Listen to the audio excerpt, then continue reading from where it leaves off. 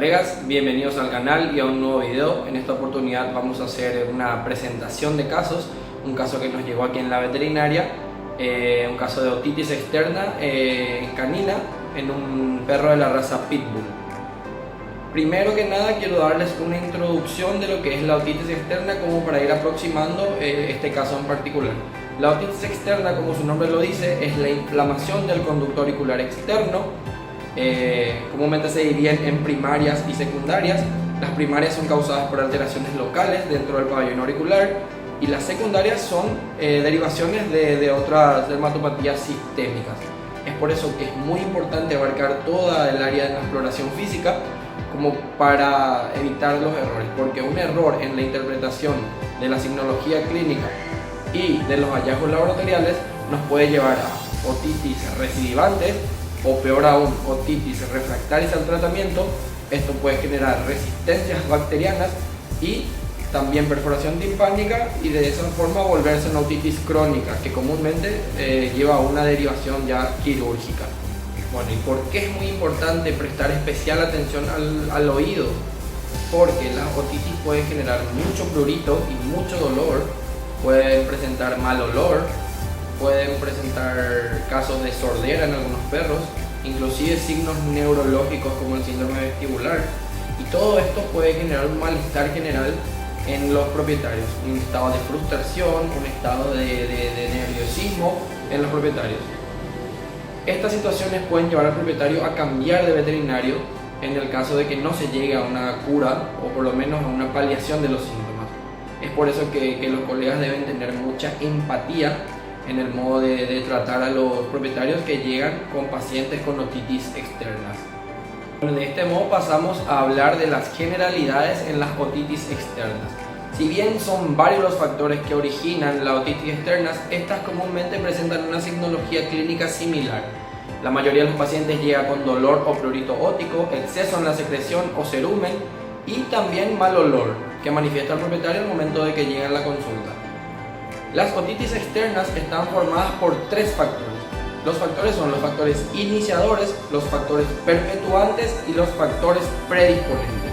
Entre los factores iniciadores se dividen nuevamente en locales y sistémicos. Los factores locales comúnmente son causas de otitis primarias que están causadas por cuerpos extraños o tumores óticos. Las causas sistémicas tenemos las alergias, las parasitosis, los trastornos seborreicos tanto primarios como secundarios, las endocrinopatías y las enfermedades autoinmunes. Entre los factores perpetuantes tenemos los microorganismos, que comúnmente son tres. Tenemos los cocos bacterianos, las levaduras, que pueden ser malacesia o cándida, y los bacilos bacterianos, que son las más resistentes de tratar porque generan mucha resistencia al tratamiento. Es por eso que para los bacilos es muy importante realizar el cultivo y antibiograma y de ese modo llegar al tratamiento más efectivo posible. Entre las causas predisponentes tenemos la predisposición racial, ciertas razas con la oreja muy péndula, que tienen poca aireación, pacientes con la oreja muy cortada como los pitbull, que lastimosamente son sometidos aquí en mi país al menos aún a cortes de oreja. Esto facilita el ingreso de agua que favorece al crecimiento bacteriano o de levaduras. También tenemos las causas que son causadas por los propietarios que limpian frecuentemente el oído de sus perros, produciendo microtraumas que pueden generar otitis externas. Bueno, entre las características clínicas, como ya dijimos, son similares en todos los casos de otitis. La mayoría de los pacientes con otitis llegan con dolor o prurito ótico, eritema en la región del pabellón auricular interno. También pueden presentarse casos de seborrea, exceso en el cerumen o inclusive exudados que pueden en algunos casos llegar a ser purulentos. Algunos casos de otitis crónicas presentan ulceraciones en el pabellón auricular. También puede presentarse hiperkeratosis, que es un aumento en el espesor de la piel, y hiperpigmentación, que es un cambio en la coloración de la piel. En algunos casos hay alopecia autoinducida, que el paciente se produce al rascarse. Esto produce que el pelo caiga y se presenta en forma de una alopecia en el dorso del pabellón auricular. Es importante también destacar que si el perro camina con cierta incoordinación o inclinando la cabeza, inclusive girando en círculo. Esto puede representar ya una otitis media que tiene que ser abordado de una forma distinta, que lo vamos a ver más adelante, cómo abordar las otitis medias. En cuanto a la reseña, tenemos que tener en cuenta dos ítems. Uno es la edad en que se presenta la consulta el paciente, y la otra es la raza. En cuanto a la edad, comúnmente los pacientes comprendidos entre 6 meses y 3 años de edad poseen factores alérgicos en el desarrollo de sus otitis externas, y los pacientes comprendidos de 3 años a más comúnmente se presentan por factores hormonales o inclusive autoinmunes. En el tema de la raza, tenemos la predisposición racial de ciertas razas con las orejas péndulas, inclusive algunas razas que generan pliegues en el interior del pabellón auricular, como la raza Shar-Pei, y en algunos perros en que el exceso de pelo es una constante, como el caniche y el Shih Tzu. En cuanto al sexo, no hay mucho que decir, a excepción de los factores hormonales gonadales, las endocrinopatías gonadales. De eso pasamos a la anamnesis, que es la recopilación de datos. Esta anamnesis es muy importante, que incluya los 3 factores iniciadores de una otitis: los factores iniciadores, los factores perpetuantes y los factores predisponentes. En cuanto a los factores iniciadores, podemos preguntar si la otitis es cíclica. ¿Qué significa esto? Que si se presenta en primavera y verano, es muy probable que haya una base alérgica en la generación de las otitis. También podemos preguntar si el prurito es localizado directamente en el oído o es generalizado. Si el prurito generalizado se da más en la cara, pecho y axilas, es muy probable que haya una causa alérgica de base. Ahora, también podemos preguntar si el paciente se encuentra cansado, con mucho letargo, sin muchas ganas de hacer ejercicio, si subió de peso bruscamente. Eso nos llevaría a sospechar de casos como el hipotiroidismo. Luego tenemos la zoonosis. Si el propietario manifiesta que él también tiene problemas de piel, puede deberse a una zoonosis, como podría ser la sarna sarcóptica o inclusive la sarna otodéctica. En el caso de los factores perpetuantes, podemos preguntar si las otitis son recidivantes o inclusive refractarias al tratamiento. En cuanto a los factores predisponentes, podemos preguntar la frecuencia de baños, cómo se realizan estos baños, o la frecuencia también de limpieza de los oídos y cómo se realiza esta limpieza y con qué productos están realizando la limpieza de los oídos. Todos estos factores son importantes en la recopilación de datos para llegar a un diagnóstico más certero. De este modo llegamos a lo que es la exploración física del paciente, que en ninguna circunstancia debe limitarse a lo que es el conducto auditivo externo, sino que también debe abarcar toda la superficie cutánea, de modo a descartar las posibles causas secundarias, o las posibles causas primarias, más bien dicho, que puedan generar una otitis secundaria. Es importante documentar en una ficha clínica toda la signología clínica que vamos viendo en el paciente, de modo a que no se nos escape. Esto debe incluir también el color y el olor de lo que es el exudado o cerumen del paciente. Luego de eso podemos valernos de medios complementarios, como bien sería un otoscopio o un endoscopio. Solo que para estos casos el paciente debe estar sedado o inclusive con anestesia general, para evitar el dolor excesivo en el paciente y que nuestro medio complementario sea más eficiente. Y como pueden ver, es sumamente importante valernos de medios complementarios para llegar a un diagnóstico más certero en caso de otitis externas. Estos medios complementarios se dividen en la otoscopía o endoscopía ótica. Como ya dijimos anteriormente, el paciente debe estar bajo anestesia general o mínimo con una sedación para evitar las molestias y el dolor y que nuestro medio complementario sea más eficiente.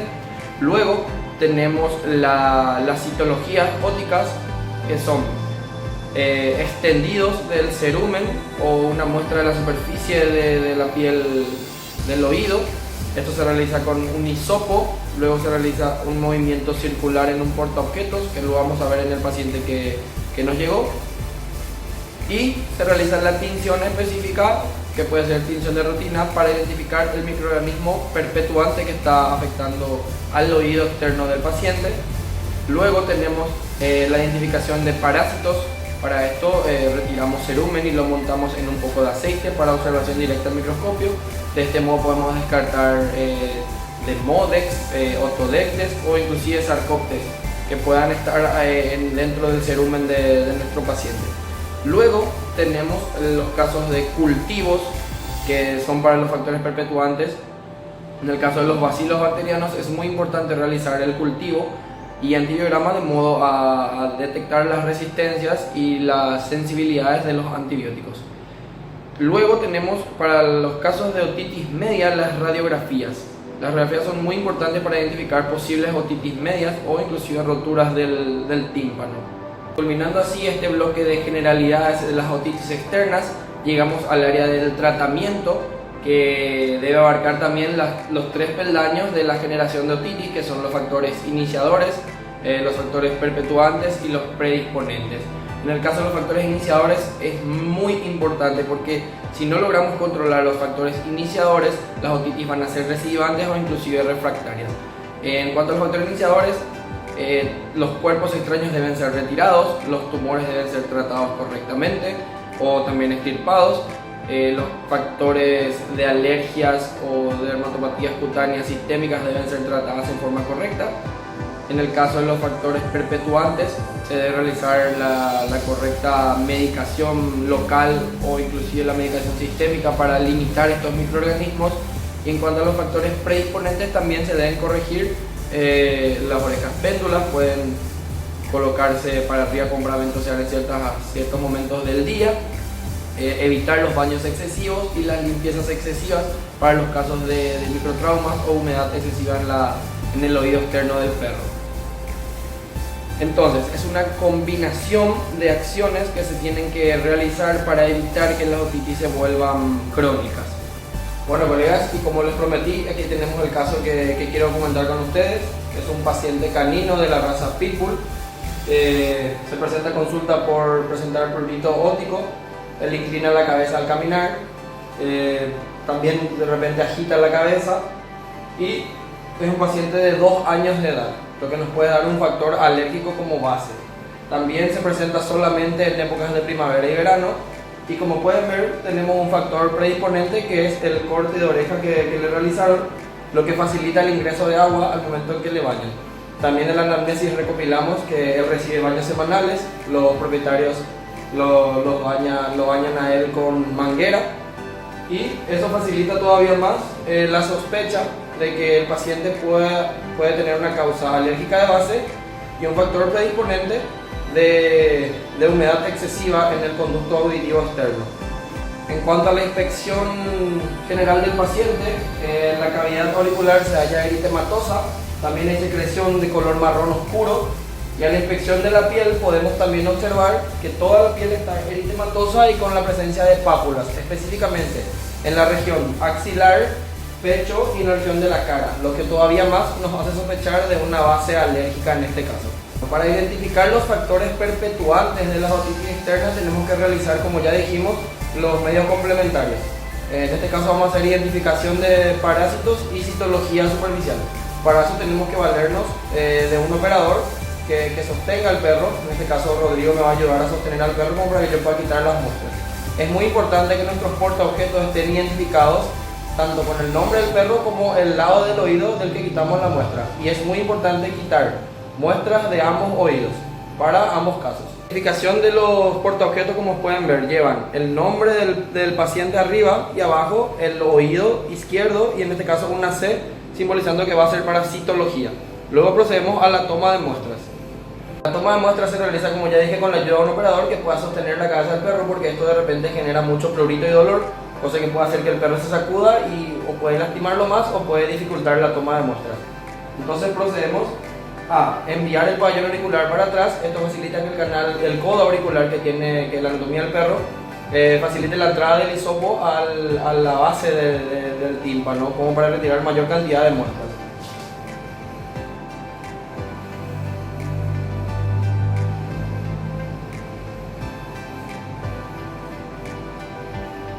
De este modo entonces juntamos la mayor cantidad de cerumen posible para la citología y lo que hacemos es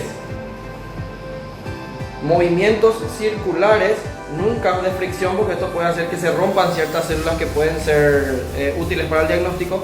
Entonces lo que se hace es movimientos suaves y circulares, como para que la muestra quede contenida en el portaobjetos.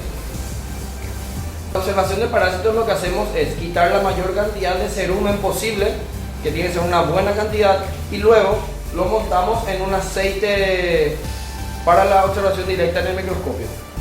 Para realizar correctamente los medios complementarios tenemos que valernos del aceite mineral, que en su forma comercial se conoce como aceite de inmersión, o también podemos utilizar aceite de vaselina, los hisopos, que son para colectar la muestra, el portaobjetos, donde vamos a montar la muestra, y el cubreobjetos, para el caso de la observación de parásitos.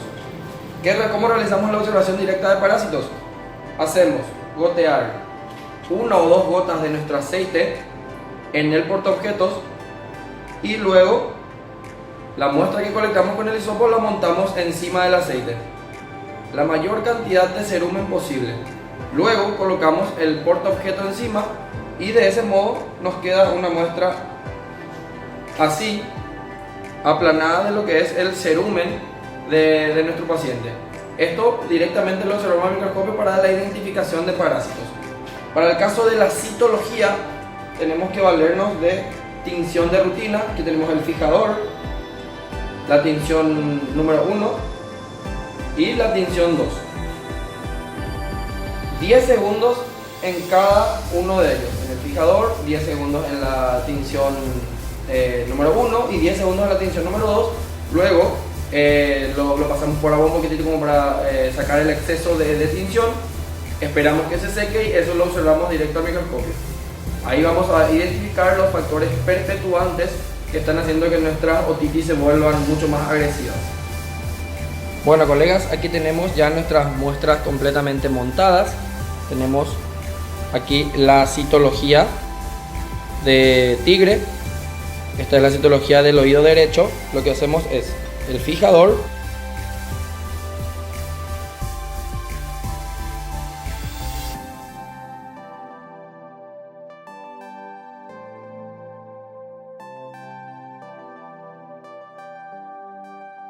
el excedente, y luego pasamos al agua, que le dije que es como para quitar un poquitito el excedente de tinción de nuestra muestra, como para que no se nos dificulte la observación.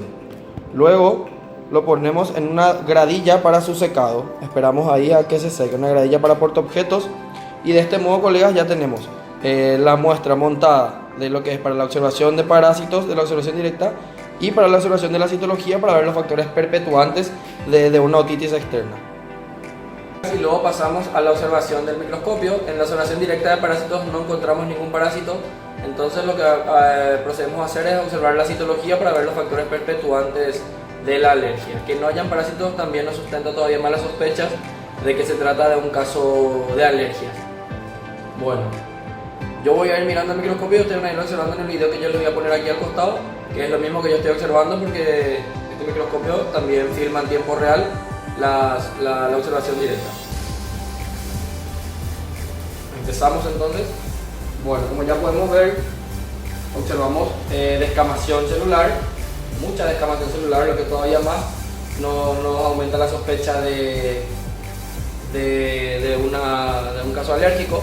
También tenemos la presencia de los neutrófilos, como podemos ver, y se observan ya a este objetivo, ya observamos las pequeñas formaciones de somas bacterianos que se pueden observar. De la observación del panorama general que vimos recién con los neutrófilos y la descamación celular que se ve en la zona del oído, pasamos al objetivo de inmersión, que es el objetivo más amplio de un microscopio.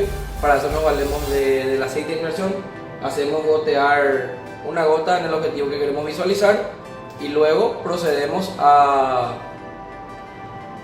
enfocar con el microscopio. Entonces pasamos, pueden ver ahí en el video ustedes lo que estamos viendo, y ya observamos la presencia de somas bacterianos bacilares, o sea que estamos hablando de bacilos bacterianos. Entonces tenemos una carga muy alta de lo que son bacilos bacterianos. Ahí tenemos neutrófilos que se rompieron por la manipulación del hisopo, y muchos bacilos, mucha carga de bacilos bacterianos. Es por eso que en este paciente vamos a proceder a la realización de cultivo para determinar el antibiótico más correcto y no cometer errores en el tratamiento. De este modo, colegas, terminamos este video del caso clínico que tuvimos, como para que vean cómo se aborda el caso de una otitis. Este paciente va a recibir tratamiento para la enfermedad de base, que posiblemente es una alergia. Tenemos que llegar al diagnóstico definitivo de la alergia, que puede ser una alergia alimentaria, porque este paciente está consumiendo comida preparada por los dueños. También puede deberse a una atopía por el factor estacional que nos vienen diciendo los dueños. Colegas, de este modo me despido de ustedes hasta un nuevo video.